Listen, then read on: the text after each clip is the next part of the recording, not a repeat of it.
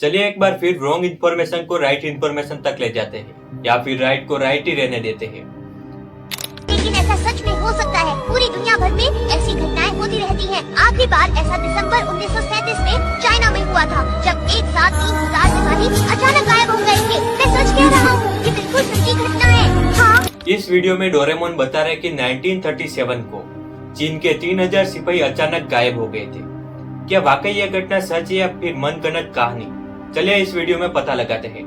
दिसंबर 1937 को जब द्वितीय विश्व युद्ध चल रहा था, जापान चीन पर हावी हो रहा था। दोनों साइड से कई लोग मारे गए।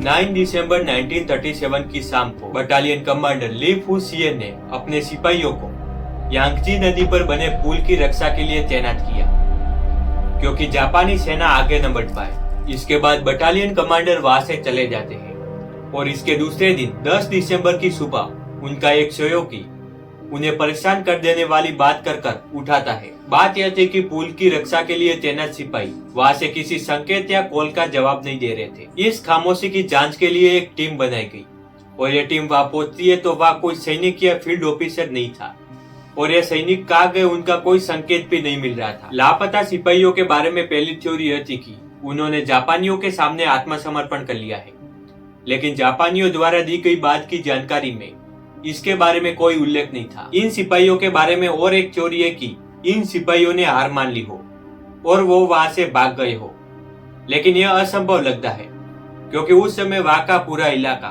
वीरान पड़ा था और एक साथ 3000 सिपाहियों की सुरक्षा असंभव लगती है।